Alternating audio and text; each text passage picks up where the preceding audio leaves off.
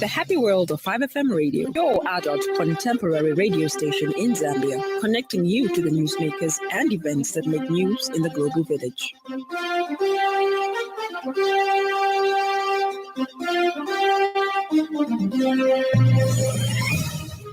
Good evening. This is the 5FM main news at 18:30 with Judith Mwape. The headlines. Vernon Mwanga calls for affirmative action to redress imbalance in the appointment of women in political leadership roles.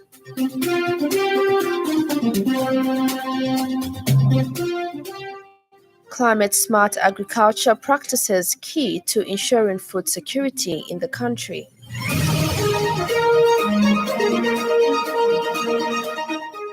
Nollywood actor John Okafor dies in Lagos.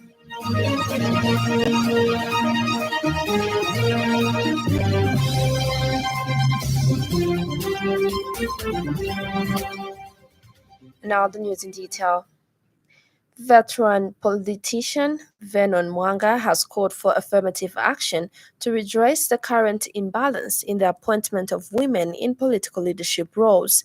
Dr. Mwanga notes that while in the recent past, President Hakainde Hichilema has appointed more women into the public service on leadership roles and as heads of diplomatic missions abroad, women continues to face biased perceptions, particularly in politics.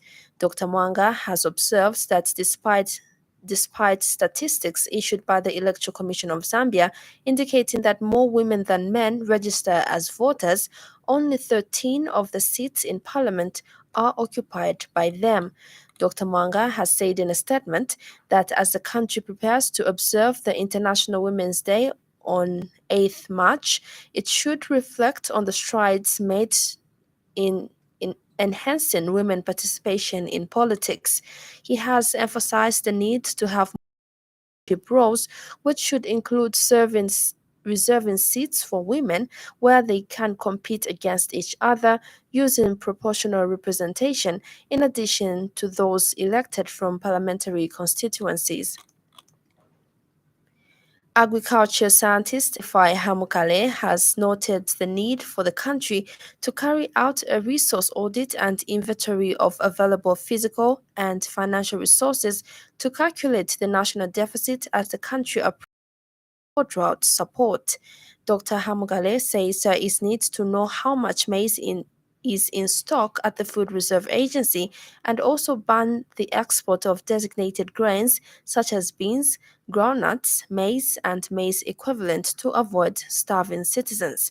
He has also urged the Ministry of Agriculture to consider meeting suppliers of seeds, fertilizers, farming machinery, and key stakeholders to discuss Zambia's readiness and capacity for emergency crop production, water supply, and selection of production areas with water bodies, and generate an operational budget. He says the Ministry of Justice should also generate appropriate statutory instruments as pieces of legislation to guide the disaster response.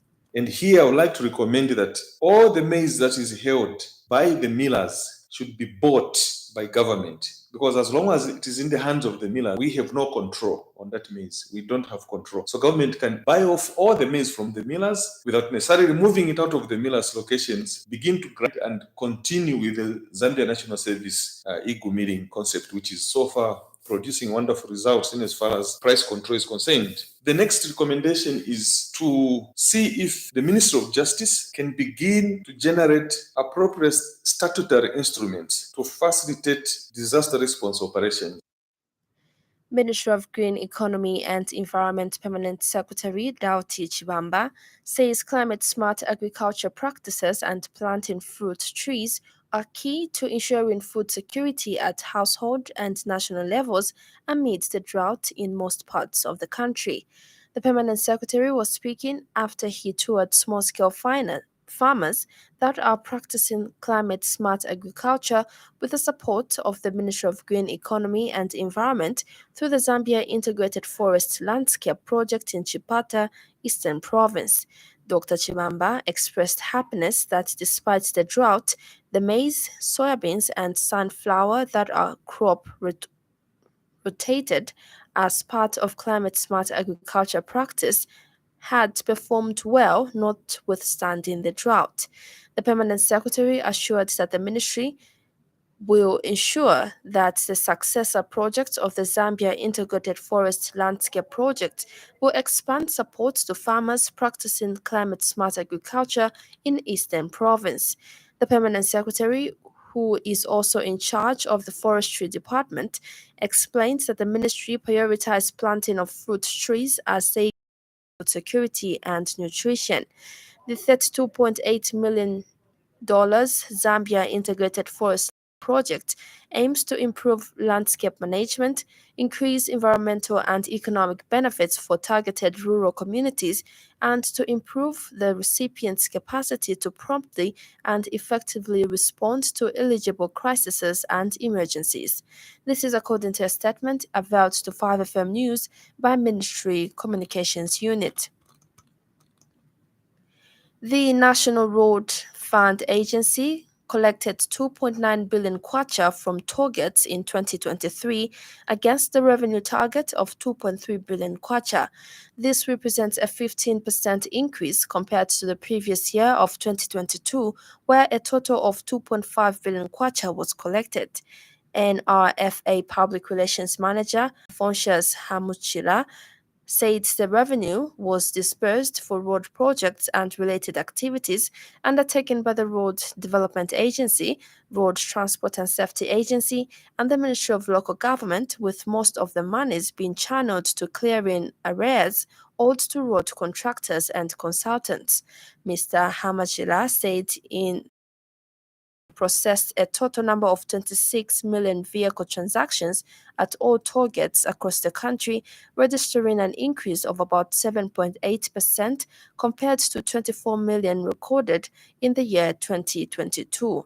He said a total of 8 million transactions were processed from foreign registered motor vehicles, resulting in a total revenue collection of 1 billion kwacha, while in 2022, only 2 million vehicle transactions under this category were processed, with a total revenue of 370 million kwacha.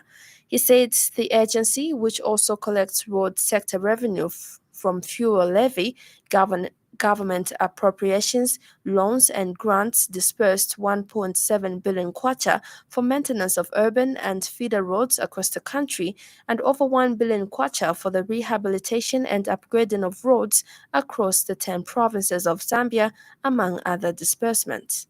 The revenues that we collected were disbursed for intended road projects and related activities undertaken by our sister agents, the Road Development Agents, the Road Transport and Safety Agents, and the Ministry of Local Government and Rural Development. I suffice to say that most of the revenue was channeled to dismantling the arrears owed to road contractors and consultants. Specifically, we disbursed 1.7 billion kwacha for road maintenance across the country and feeder roads. We disbursed 1 billion kwacha for road rehabilitation across the 10 provinces of Zambia. Give examples, in Lusaka, we spent 240 million kwacha for selected urban roads in the capital city.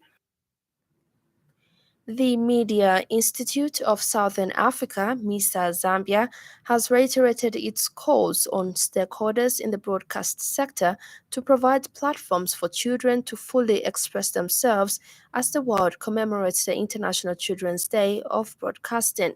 The International Children's Day of Broadcasting is being celebrated under the theme Children's Voices, Children's Rights, Our Collective Responsibility. Mr. Zambia Chairperson Lorraine Mwanza has underscored the need to take into account the issues that affect children as they continue to be molded into future leaders. Ms. Mwanza says the country has a responsibility to amplify and ensure children's voices are heard and address matters of concern to them. She says Article 17 of the United Nations Convention on the Rights of the Child provides that states parties recognize the important function performed by the mass media and shall ensure that the child has access to information and material from a diversity of national and international sources.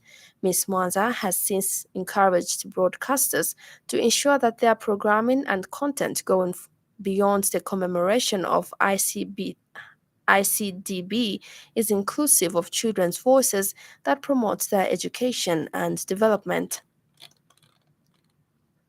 The Zambia Chamber of Commerce and Industry and the Egyptian African Businessmen Association has formalized a memorandum of understanding to promote economic development and cultivating an environment conducive to fostering business opportunities. This MOU stands as a foundational document, meticulously outlining a framework for cooperation and collaboration between the two parties.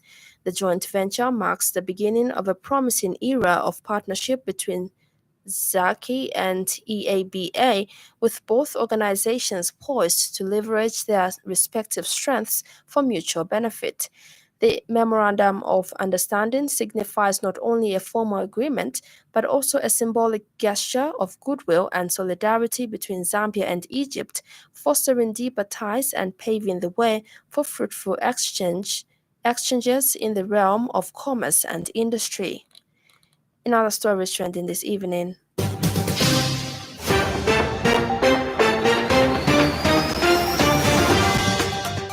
the National Road Fund Agency collected 2.9 billion kwacha from targets in 2023 against the revenue target of 2.3 billion kwacha.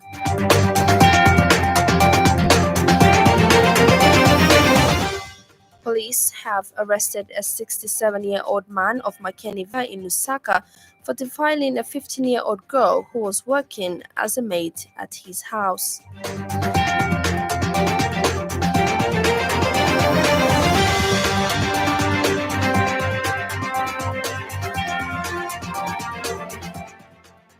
Now in foreign news, Nigerians are mourning popular Nollywood actor John Okafor, better known as Mr. Ibu, who has died at the age of 62.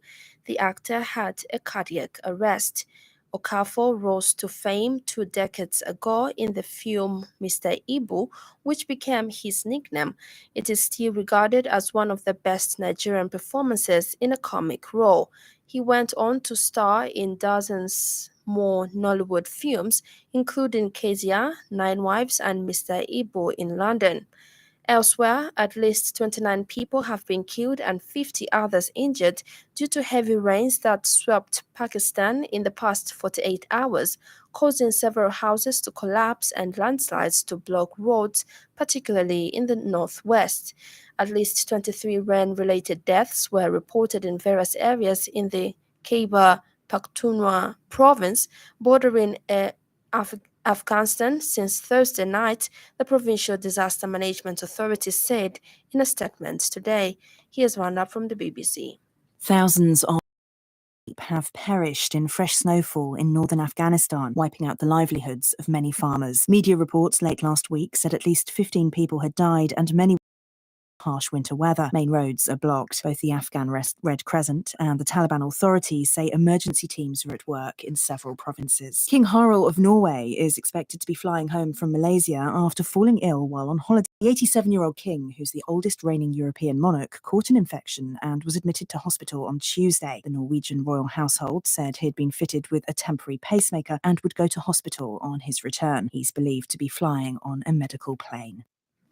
And finally, in sports news, Nottingham Forest referee analyst Mark Clattenburg criticized the officiating in the build-up to Liverpool's dramatic winner at the City Ground on Saturday.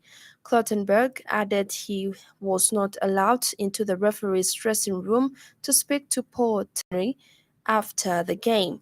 Forest players surrounded Tierney after full-time, fuming at the decision to give Liverpool the following a head injury to Ibrahima Konet. The home side had possession when play was stopped. However, Tierney restarted the game with the ball at the feet of Liverpool goalkeeper Kevin Keha.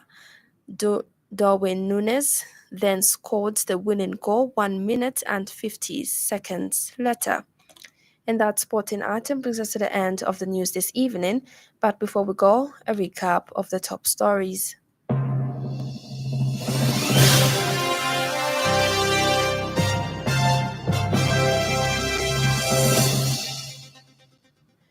Vernon Mwanga calls for affirmative action to redress imbalance in the appointment of women in political leadership roles.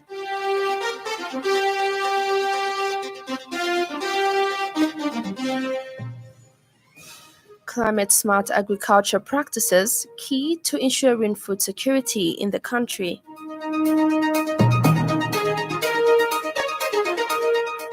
Nollywood actor John Okafor dies in Lagos.